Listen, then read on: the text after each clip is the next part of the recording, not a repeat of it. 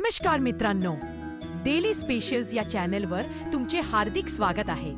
मागील व्हिडिओमध्ये आपण नवरात्री उत्सवाचे महत्त्व जाणून घेतले आणि आता आपल्या दरम्यान दिवाळी हा सण येतो आहे. तर चला यावेळेस आपण दिवाळी या सणाची माहिती घेऊया.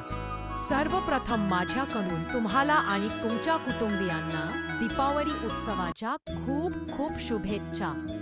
चला तर आता सुरुवात करूया. दिवाळी किंवा दीपावली हा प्रकाशाचा हिंदू सण आहे, जो इतर रूपांत इतर भारतीय धर्मामध्येही साजरा केला जातो. अंधारावर प्रकाशाचा, वाईटावर चांगल्याचा आणि अज्ञानावर ज्ञानाच्या विजयाचे प्रतीक म्हणून या सणाला ओळखतात. हिंदू चंद्रमास आश्विन आणि कार्तिक या महिन्यांत म्हणजे सप्टेंबर आणि नोव्हेंबरच्या मध्यात दिवाळी साजरी केली जाते. हा उत्सव साधारणपणे 5 ते 6 दिवस चालतो. विविध धार्मिक कार्यक्रम, देवता आणि व्यक्तिमत्वांशी दिवाळी जोडलेली आहे, जसे की राक्षस राजा रावणाचा पराभव करून राम आपली पत्नी सीता आणि भाऊ लक्ष्मण यांच्यासह अयोध्येत परतले. समृद्धीची देवी लक्ष्मी आणि बुद्धीची देवता आणि अडथळे दूर करणारा देव गणेश यांच्याशी देखील व्यापकपणे हा सण संबंधित आहे. इतर प्रादेशिक परंपरा या सणाला विष्णू, कृष्ण, दुर्गा, शिव, काली, हनुमान, कुबेर, यम, यमी, धन्वंतरी किंवा विश्वकर्मा यांच्याशी जोडतात. प्रामुख्याने हिंदू सण असला तरी दिवाळीचे विविध प्रकार इतर धर्मांचे लोक देखील साजरे करतात. जैन लोक त्यांची स्वतःची दिवाळी पाळतात, जी महावीरांच्या अंतिम मुक्तीचे प्रतीक आहे. मुघल तुरुंगातून गुरु हरगोबिंद यांची सुटका झाल्याबद्दल शीख लोक बंदीछोड दिवस साजरा करतात. नेवार बौद्ध हे इतर बौद्धांच्या विपरीत लक्ष्मीची पूजा करून दिवाळी साजरी करतात. तर पूर्व भारत आणि बांगलादेशातील हिंदू सामान्यतः देवी काळीची पूजा करून दिवाळी साजरी करतात. या उत्सवादरम्यान लोक त्यांची घरे, मंदिरे आणि कार्यस्थळे दिवे, मेणबत्त्या आणि कंदिलांनी प्रकाशित करतात. हिंदू उत्सवाच्या प्रत्येक दिवशी पहाटे उठानाने स्नान करतात. फटाके आणि रांगोळीच्या सजावटीसाठी देखील दिवाळी ओळखली जाते. मेजवानी, मिठाई आणि फराळ हा या सणाचा मुख्य भाग आहे. केवळ कुटुंबासाठीच नव्हे तर समुदाय आणि विशेषतः शहरी भागातील लोकांसाठी दिवाळी महिन्याच्या वार्षिक एकत्र येण्याचा कालावधी असतो. शहरांतील उद्यानांमध्ये संगीत आणि नृत्य सादरीकरणासह सामुदायिक मेळांचे आयोजन केले जाते. काही हिंदू, जैन आणि शीख लोक सणासुदीच्या काळात जवळच्या आणि दूरच्या कुटुंबांना दिवाळी ग्रीटिंग कार्ड आणि मिठाई पाठवतात. या सणाचा आणखी एक पैलू म्हणजे पूर्वजांचे स्मरण. हिंदू, शीख आणि जैन लोकांसाठी दिवाळी हा एक प्रमुख सांस्कृतिक कार्यक्रम आहे. सणाचा मुख्य दिवस म्हणजे लक्ष्मीपूजनाचा दिवस. हा दिवस Fiji, Guyana, Bharat, Malaysia, Mauritius, Myanmar, Pakistan, Singapore, Sri Lanka, Suriname, Trinidad आणि टोबॅगो येथे अधिकृत सुट्टीचा दिवस असतो. दिवाळी सणाचे प्राचीनत्व उपलब्ध पुराव्यानुसार दिवाळी हा सण किमान 3000 वर्षे जुना आहे. या सणाचा उगम फार प्राचीन काळी आर्यांचे वास्तव्य उत्तर ध्रुव प्रदेशात होते त्या काळातच झाला असा समज आहे. तथापि वैदिक काळात आश्विन महिन्यात शरद ऋतूचे औचित्य साधून आश्वयुजी किंवा आग्रयण यासारखे यज्ञ केले जात असत, ज्यांचा समावेश 7 पाकयज्ञांमध्ये होतो. परंतु या धार्मिक आचारात दिवाळीचे प्राचीन संदर्भ सापडतात असे नेमके म्हणता येतेच असे नाही, असे मत B.K. गुप्ते यांनी आपल्या फोकलोवर ऑफ दिवाळी या पुस्तकात मांडले आहे. काही लोकांची अशी श्रद्धा आहे की 14 वर्षांचा वनवास संपवून रामचंद्र सीतेसह अयोध्येला परत आले, ते याच दिवसात. पण त्यावेळी त्याचे स्वरूप आजच्यापेक्षा खूपच भिन्न होते. प्राचीन काळी हा यक्षांचा उत्सव मानला जायचा. अंधार दूर करून प्रकाश निर्माण करणारा दीप मांगल्याचे प्रतीक मानला जातो. त्याच्या प्रकाशाने आपल्या जीवनातील अंधकार दूर व्हावा म्हणून हा दीपोत्सव साजरा केला जातो. पावसाळ्यातील समृद्धीच्या, आनंद उत्सवाच्या, कृतज्ञतेचा हा सोहळा मानला जातो. या दिवसांत सायंकाळी दारात रांगोळ्या काढून पणत्या लावतात, घरांच्या दारात आकाशकंदील लावले जातात. महाराष्ट्रात व इतर ठिकाणी लहान मुले या काळात मातीचा किल्ला तयार करतात. त्यावर मातीची खेळणी मांडतात, धान्य पेरतात. शब्द उत्पत्ती आणि दीपावलीची विविध नावे. दिवाळी या सणाला दीपावली असे देखील म्हणले जाते. दीपावली या शब्दाची उत्पत्ती संस्कृतमधील 2 शब्दांच्या उच्चाराने झाली. दीप म्हणजे दिवा आणि आवळी म्हणजे चिओल. याचा संपूर्ण अर्थ पाहिला तर दिव्यांची एका ओळीत केलेली रचना अर्थात दिवाळी. काही जण दीपावली असे देखील म्हणतात, पण शुद्ध शब्द हा दीपावली आहे. वेगवेगळ्या शब्द प्रयोगानुसार त्याचा उच्चार बदलतो, पण अर्थ एकच आहे.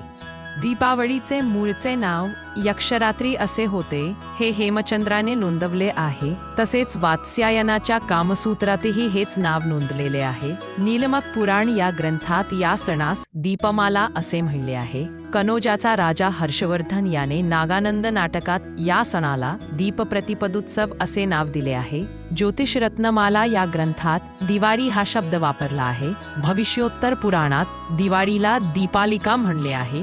तसेच कालविवेक या ग्रंथात तिचा उल्लेख सुखरात्री असा येतो. व्रतप्रकाश नावाच्या ग्रंथात सुखसुत्तिका म्हणून दिवाळी ओळखली जाते. दिवाळी या सणाचे दिवस. दिवाळीच्या प्रत्येक दिवसाचे महत्त्व विशेष आहे. ते याप्रमाणे: वसुबारस, धनत्रयोदशी, नरक चतुर्दशी, लक्ष्मीपूजन, बलिप्रतिपदा, भाऊबीज. वसुबारस आश्विन कृष्ण द्वादशीस म्हणजेच गोवत्स द्वादशीस वसुबारस हा सण साजरा केला जातो. वसुबारस अर्थ वसु म्हणजे द्रव्य, धन, त्यासाठी असलेली बारस म्हणजे द्वादशी. या दिवसाला गोवत्स द्वादशी असेही म्हणतात. भारताची संस्कृती कृषीप्रधान असल्याने या दिवसाचे महत्त्व विशेष आहे. या दिवशी संध्याकाळी गायीची पाडसासह पूजा करतात. घरात लक्ष्मीचे आगमन व्हावे या हेतूनेही या दिवशी सवत्स धेनूची पूजा करण्याची पद्धत आहे. ज्यांच्याकडे घरी गुरे वासरे आहेत त्यांच्याकडे ह्या दिवशी पुरणाचा स्वयंपाक करतात. घरातील सुवासिनी बायका गायीच्या पायावर पाणी घालतात. नंतर हळद कुंकू, फुले, अक्षता वाहून फुलांची माळ त्यांच्या गळ्यात घालतात. निरांजनाने ओवाळून केळीच्या पानावर पुरणपोळी वगैरे पदार्थ वाढून गायला खाऊ घालतात. ह्या दिवसापासून अंगणात रांगोळी काढण्यास सुरुवात होते. पुष्कळ स्त्रियांचा या दिवशी उपवास असतो. आपल्या मुलाबाळांना चांगले आरोग्य मिळावे म्हणून ही पूजा असते. धनत्रयोदशी आश्विन कृष्ण त्रयोदशीस धनत्रयोदशी हा सण साजरा केला जातो.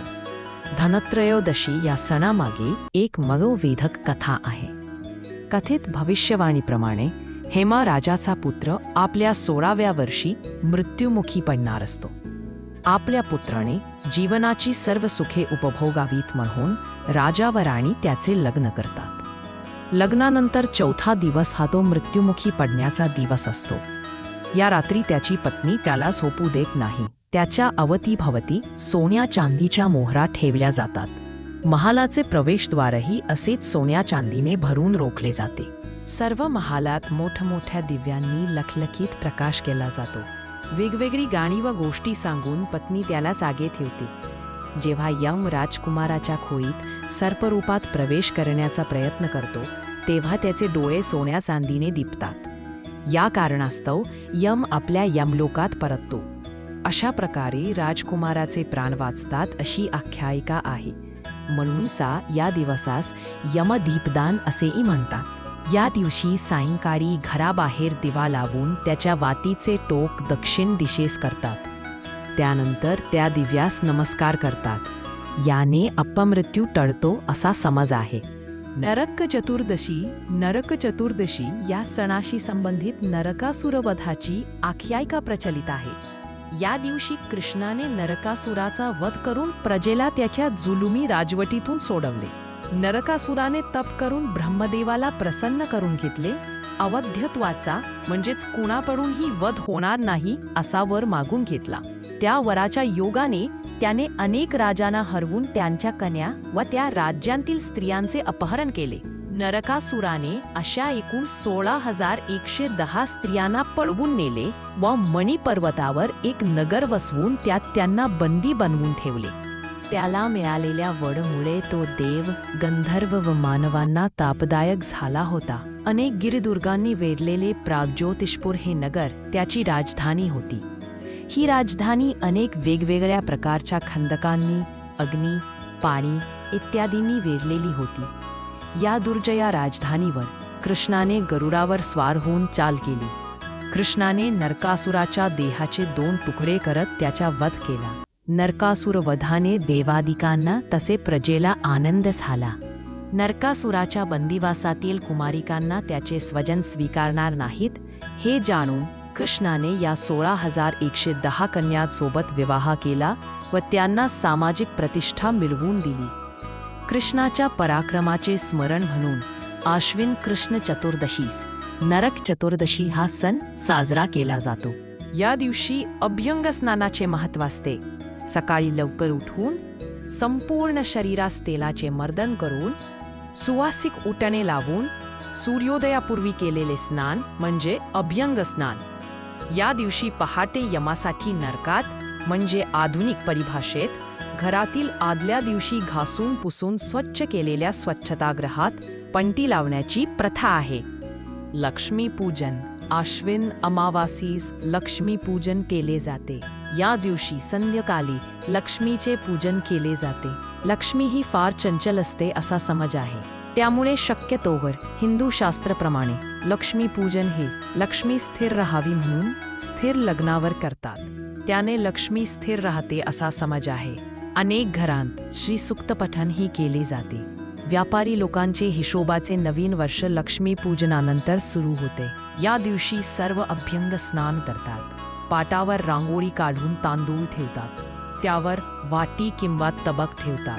त्यात सोन्याचे दागिने, चांदीचा रुपया, दागिने ठेवून त्यांची पूजा करतात. महाराष्ट्रात लक्ष्मीपूजनाला भेंड, बत्तासे, साडीच्या लाह्यांचा नैवेद्य दाखवण्याची पद्धत आहे. हा दिवस व्यापारी लोक फार उत्साहात साजरा करतात. या दिवशी लोक स्वच्छता करण्यासाठी लागणारी नवी केरसुणी विकत घेतात. तिलाच लक्ष्मी मानून तिच्यावर पाणी घालून हळद कुंकू वाहून घरात वापरण्यास सुरुवात करतात. केरसुणीने घर स्वच्छ होऊन घरातील अलक्ष्मी म्हणजे दारिद्र्य दूर होते असे मानले जाते. बलिप्रतिपदा. कार्तिक शुद्ध प्रतिपदेस बलिप्रतिपदा हा सण साजरा केला जातो. हा दिवस दिवाळी पाडवा म्हणून ही ओळखतात. या दिवशी बळीराजाचे रांगोळीने चित्र काढतात व त्याची पूजा करतात आणि इरापिरा टळो व बळीचे राज्य येवो असे म्हणतात. 3.5 मुहूर्तातील एक मुहूर्त म्हणून या दिवसाला विशेष महत्त्व आहे. शेतकरी पहाटे स्नान करून डोक्यावर घोंगडी घेतात व एका मडक्यात कणकेचा पेटता दिवा घेऊन शेतात जातात व ते मडके शेताच्या बांधावर खड्डा करून पुरतात. असा हा लोककल्याणकारी राजा बळी त्याच्या पूजनाचा दिवस. आर्थिक हिशोबाच्या दृष्टीने व्यापारी लोक दिवाळीतील पाडवा ही नववर्षाची सुरुवात मानतात.